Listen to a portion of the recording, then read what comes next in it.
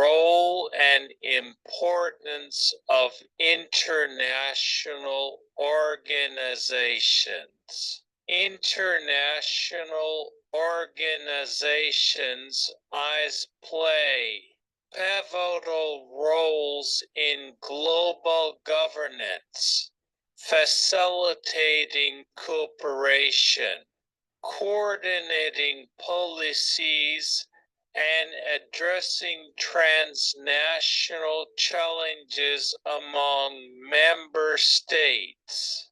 This section explores the role and importance of international organizations in promoting peace, security, development, human rights, and environmental sustainability on a global scale.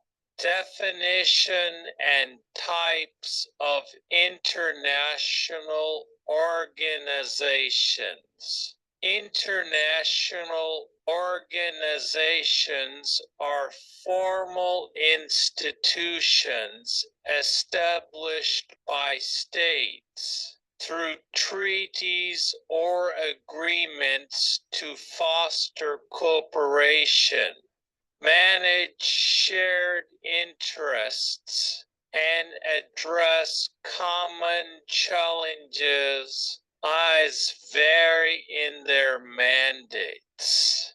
Membership compositions, decision-making processes, and operational scopes. They include intergovernmental organizations IGOs such as the United Nations, UN, World Trade Organization, WTO, International Monetary Fund, IMF, World Bank, regional organizations, the European Union, African Union, and specialized agencies, UNESCO, WHO. Roles and functions of international organizations. Promotion of peace and security. International organizations play critical roles in conflict prevention, peacekeeping, and post-conflict reconstruction efforts globally. The United Nations Security Council UNSC authorizes peacekeeping missions, mediates disputes, and imposes sanctions to maintain international peace and security. UN peacekeepers deployed to conflict zones to protect civilians, monitor ceasefires, and facilitate political dialogue among warring parties, contributing to stability and conflict resolution. International law and normative frameworks as develop and uphold international legal norms, conventions, treaties, and human rights standards to regulate state behavior and promote adherence to international law. The International Court of Justice (ICJ) adjudicates disputes between states, interprets international legal principles, and provides legal opinions on contentious issues. Human rights bodies like the United Nations Human Rights Council, UNHRC, monitor human rights violations, advocate for protection measures, and promote accountability for human rights abuses worldwide. Economic development and trade facilitation. ICE promote economic cooperation, trade liberalization, and development assistance to foster inclusive growth, poverty reduction, and sustainable development goals. The World Bank and IMF provide financial assistance, loans, and technical support to member countries for infrastructure projects, economic reforms, and capacity building initiatives. The WTO establishes trade rules, resolves trade disputes, and facilitates negotiations to promote fair trade practices, market access, and economic integration among nations. Global health and humanitarian assistance. International health organizations such as the World Health Organization, WHO coordinate global health policies, disease surveillance, and pandemic response efforts to combat infectious diseases, improve healthcare systems, and promote public health initiatives worldwide.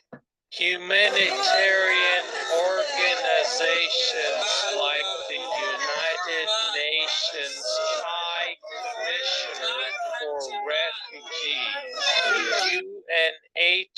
UNHCR, provide humanitarian aid, protection, and resettlement services to refugees, internally displaced persons, apes, and vulnerable populations affected by conflicts, natural disasters, and humanitarian emergencies, environmental sustainability, and climate action. ICE advocate for environmental conservation, climate change, mitigation, and sustainable development practices to address global environmental challenges. The United Nations Framework Convention on Climate Change, UNFCCC, negotiates international agreements, like the Paris Agreement to reduce greenhouse gas emissions, promote renewable energy adoption, and enhance climate resilience efforts globally. Environmental organizations monitor biodiversity conservation, natural resource management, and environmental sustainability. Initiatives to safeguard ecosystems and promote sustainable development goals stages, cultural exchange and education. IS facilitate cultural exchange programs, educational initiatives, and international cooperation in arts, literature, science, and cultural heritage preservation to promote intercultural understanding, dialogue, and cultural diplomacy among nations. UNESCO promotes cultural diversity, linguistic heritage, and educational reforms to advance global peace, mutual respect, and cultural pluralism through educational programs, heritage sites, protection, and cultural policies. Importance and benefits of international organizations, multilateral cooperation and diplomacy. I serve as platforms for multilateral diplomacy, dialogue, and consensus building among member states to address complex global challenges, negotiate international treaties, and resolve disputes peacefully. Diplomatic engagement through IS strengthens international relations, promotes trust building, and fosters cooperation on shared interests and mutual concerns, enhancing global stability and security. Global governance and rule of law. IS promote global governance frameworks, institutional mechanisms, and rule-based systems to uphold international norms, treaties, and agreements that regulate state conduct, promote transparency, and ensure accountability. International law enforcement, dispute resolution mechanisms, and adherence to legal obligations. Strengthen rule of law principles, prevent conflicts, and mitigate risks of unilateral actions that threaten international peace and stability. Capacity building and technical assistance. I's provide technical expertise, capacity building programs, and knowledge sharing platforms to support member states in policy development, institutional reforms, and sustainable development initiatives. Technical assistance from ICE enhances governance capabilities, strengthens public institutions, and builds national capacities in areas such as healthcare, education, infrastructure development, and environmental management, fostering socioeconomic progress and resilience to global challenges. Normative standards and human rights protection. ICE promote universal human rights principles, gender equality, and social justice through advocacy, monitoring mechanisms, and accountability frameworks to protect vulnerable populations, combat discrimination, and promote inclusive societies.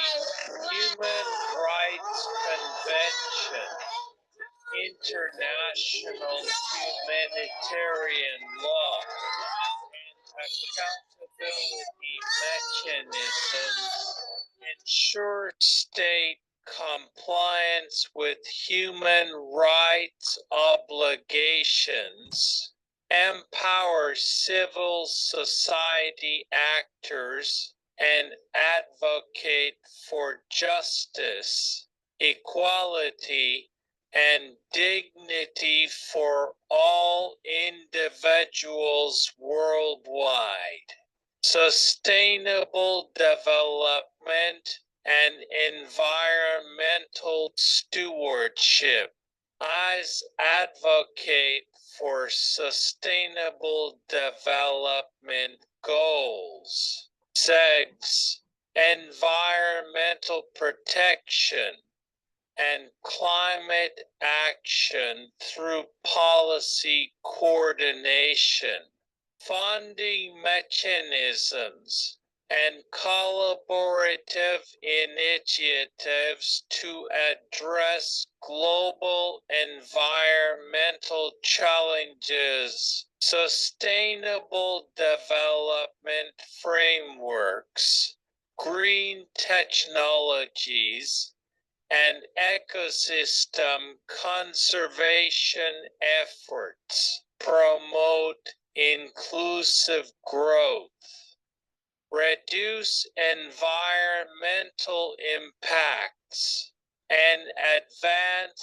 socioeconomic progress that balances economic prosperity with environmental sustainability for future generations. Challenges and criticisms, political constraints, and power dynamics. I face challenges related to political divisions, geopolitical rivalries, and power struggles among member states that impact decision-making processes, policy outcomes, and institutional effectiveness. Veto powers in multilateral institutions, unequal representation, and competing national interests undermine consensus building efforts and hinder collective action on global issues. Financial sustainability and resource constraints eyes really on voluntary contributions, assessed dues, and donor funding to finance operational budgets, programmatic activities, and development assistance initiatives, financial constraints, budgetary shortfalls, and funding uncertainties limit IO's capacities to implement mandates, deliver services, and respond effectively to emerging global crises and humanitarian emergencies. Accountability and transparency. ICE face scrutiny over accountability, transparency, and governance practices in decision-making, resource allocation, and operational management that affect public trust, stakeholder confidence, and institutional credibility. Calls for reforms, oversight mechanisms, and anti-corruption measures promote accountability standards, ethical conduct, and organizational integrity to enhance public accountability and ensure responsible stewardship of resources. Efficacy of interventions and impact assessment, evaluating ICE's effectiveness, impact, assessments, and outcomes of interventions in achieving developmental goals, humanitarian assistance, and peacekeeping objectives requires rigorous monitoring, evaluation frameworks, and data-driven analysis, assessing programmatic impacts, policy, coherence, and sustainability of interventions informs evidence-based decision-making, policy reforms, and strategic adjustments to enhance ICE's operational efficiencies and programmatic outcomes. Conclusion.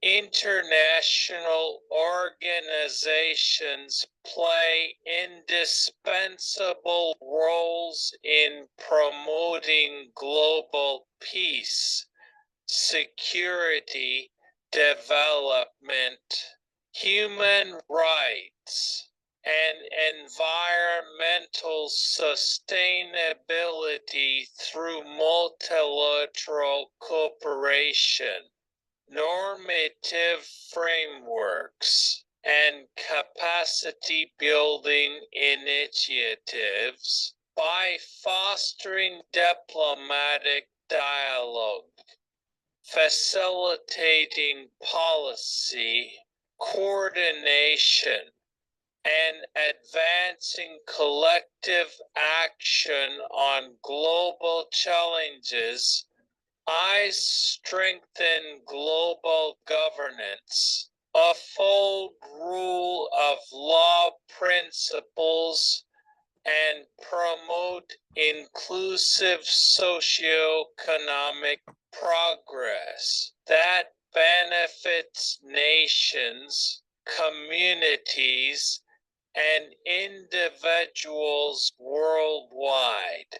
Addressing challenges, promoting reforms, and enhancing I's effectiveness requires sustained political will, financial commitments, and collaborative efforts to achieve shared aspirations for a peaceful, prosperous, and sustainable future.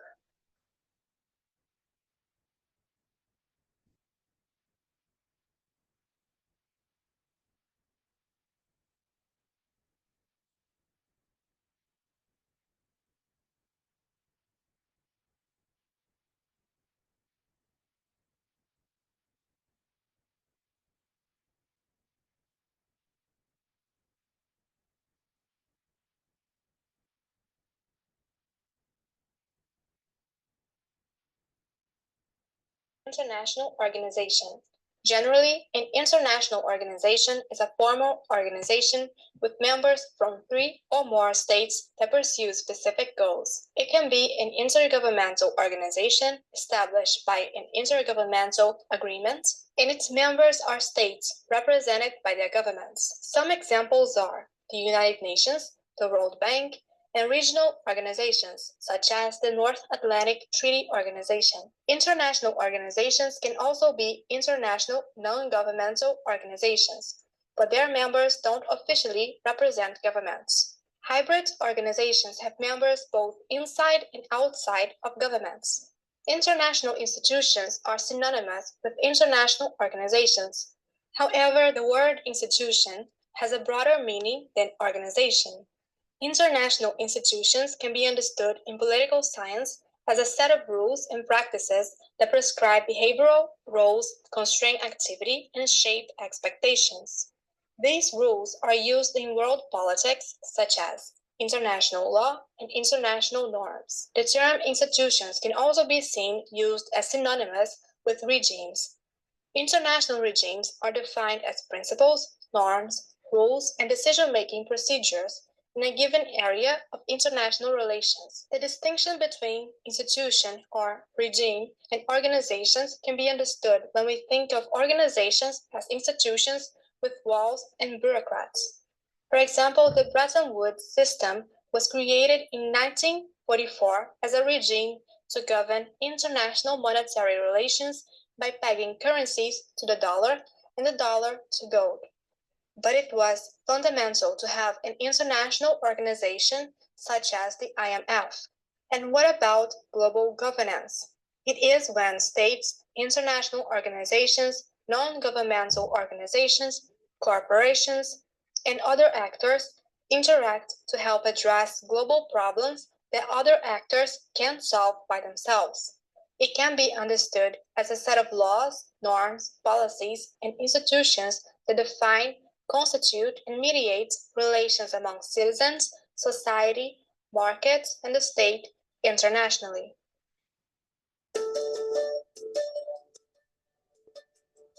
살고 싶다는 소망이 욕심이 되는 곳, 바로 동아프리카 지역입니다.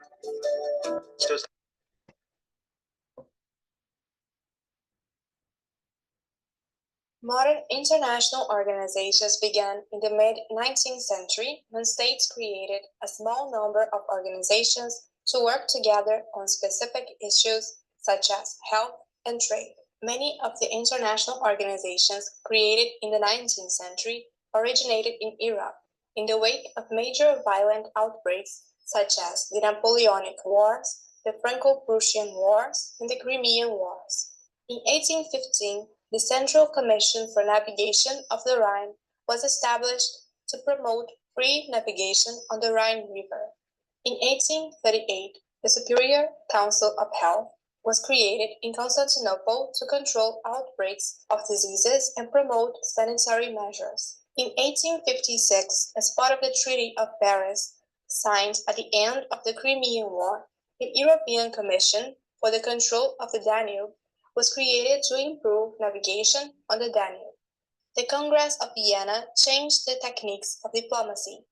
It provided a way to balance power and deter aggression.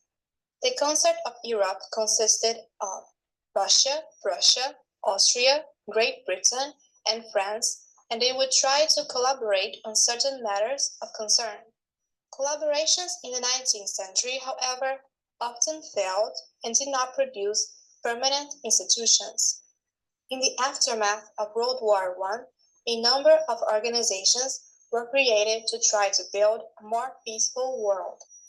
The most important was the League of Nations, and aimed to achieve international peace and security by having member states agree to submit disputes with members or non-members for arbitration or judicial settlement. However, the League was unable to control the aggressive behavior of Japan, Italy, and Germany, and was unable to prevent World War II. In the aftermath of World War II, the United Nations, World Bank, International Monetary Fund, General Agreement on Tariff and Trade, later World Trade Organization, and the European Coal and Steel Community, later European Union, were founded between 1944 and 1951, and they are still powerful organizations.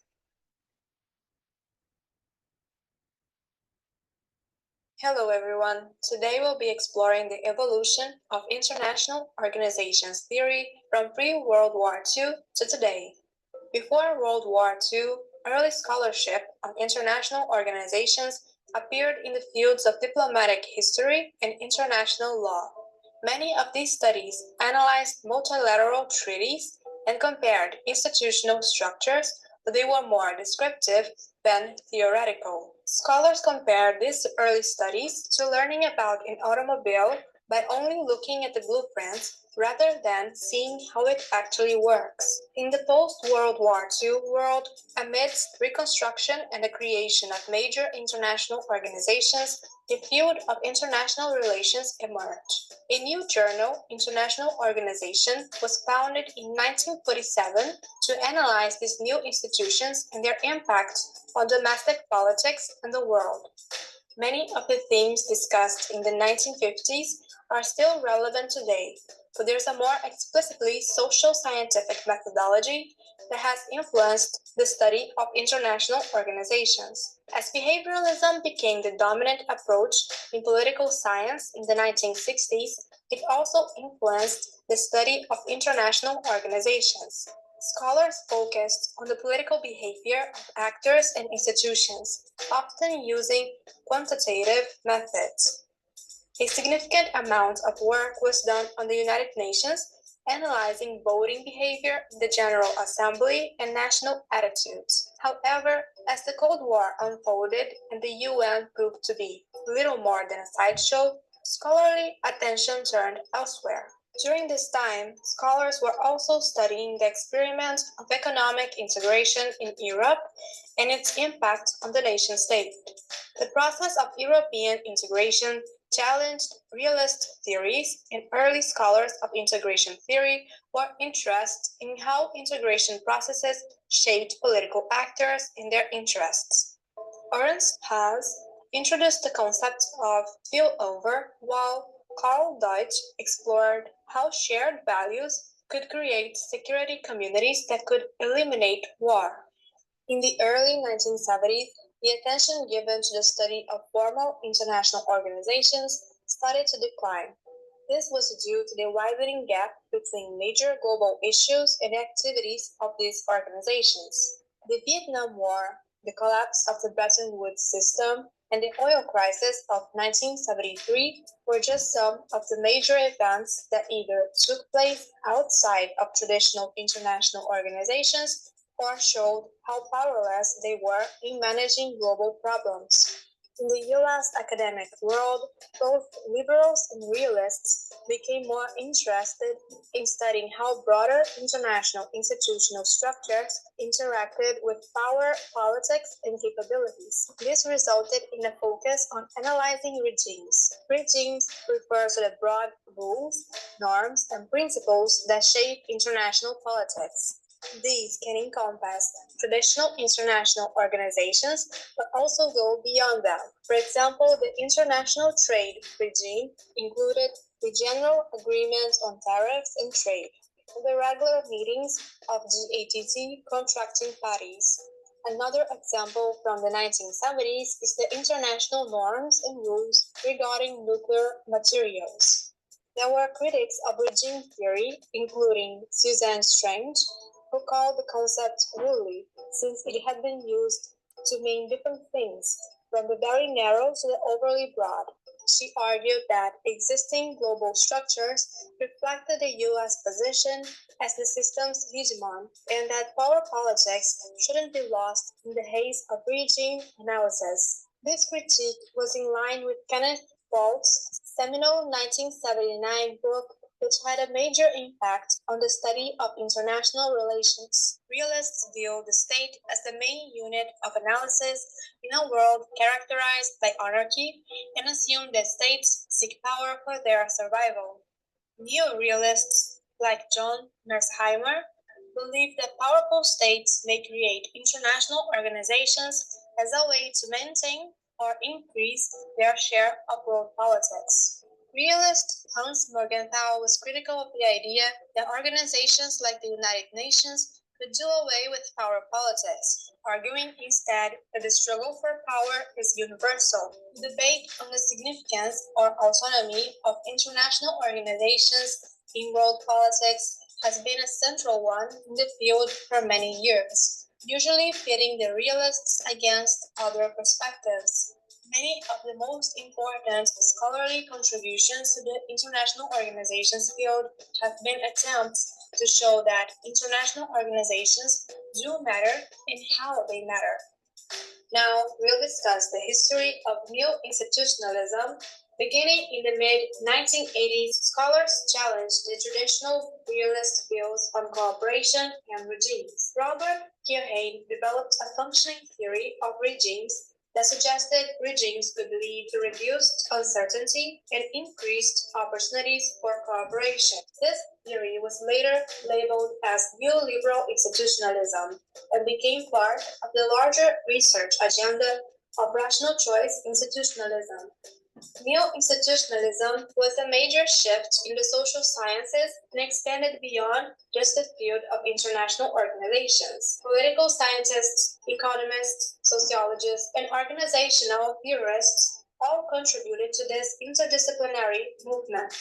The idea was that institutions mattered and could shape political, economic, and social outcomes. Rational choice institutionalism evolved as an effort to extend and critique neoclassical economic theories. It is based on the assumption that individuals are rational and self-interested actors who pursue strategies to maximize their well-being. In this strand of scholarship, the focus was on how institutions provide a strategic context that shapes individual choice. In the field of international organizations, Keohane's functionalist theory of regimes is an example of rational choice institutionalism. One strand of rational choice institutionalism that emerged from the economics field was the new institutional economics. This strand of scholarship responded to neoclassical theory that treated firms as black boxes. The new institutional economists sought to explain organizational behavior and how firms are organized. They studied issues such as incomplete information, enforcement challenges, and decision makers' cognitive limits. Another strand of rational choice institutionalism that emerged from the economics field was agency theory. This theory was premised on the idea that performance problems within firms arise from the delegation of authority from one actor to another. The central problem in agency theory is how to align the interests of the principal and the agent. The rise of new institutionalism in the mid-1980s was a major shift in the social sciences. It challenged traditional realist views on cooperation and regimes and led to the development of rational choice institutionalism. The field of new institutionalism has grown to include multiple strands of scholarship, including the new institutional, economics, and agency theory. International relations scholars have long divided the international organizations literature among the main traditions in the broader international relations field: realist, neorealist, liberal, neoliberal, and constructivist perspectives. While the realists and neorealists see international organizations as marginal actors, the constructivists and neoliberal institutionalists believe international organizations can be powerful actors in global politics. One of the most interesting debates in the field of international organizations is between neorealists and neoliberal institutionalists. Both groups share a rationalist approach but reach vastly different conclusions about the role of international organizations in global governance. Neorealists, such as Kenneth Waltz and John Mearsheimer, believe that international organizations do not play an important role in the international political system and are merely used as instruments by powerful states to pursue their interests. On the other hand, neoliberal institutionalists, such as Robert Keohane and Lisa Martin, argue that international organizations can have a significant impact on state behavior and cooperation. The constructivist research agenda in international relations began to emerge in the 1980s and rapidly grew after the end of the Cold War. Constructivists sought to analyze the role of ideas, values, identities, and norms in world politics, which were often ignored by the major international relations theories of the time. Constructivist research has focused on the factors that shape the interests and identity of states and the important roles played by social rules and culture in the creation of international organizations, as well as their behavior. One example of this is the work by Barnett and Finnemore, who analyzed international organizations as bureaucracies and social creatures with independent sources of power and authority. Rationalists and others criticized the constructivist approach for focusing too much on the bureaucracy and not enough on the interests of international organization member states that can influence the organization's action and performance. They have applied principal-agent models to explain international organizations' performance, taking into account both the actions and interests of member states as well as the bureaucracy. Piron and Wendt have argued that framing rationalism and constructivism as a debate is not useful given the philosophical and ontological commitments of each. However, this debate has brought attention to important issues such as international organizations' behavior and performance, why some ideas are captured by international organizations, and the meaning of international organizations' power. That's it for this video. Hope you learned something new today.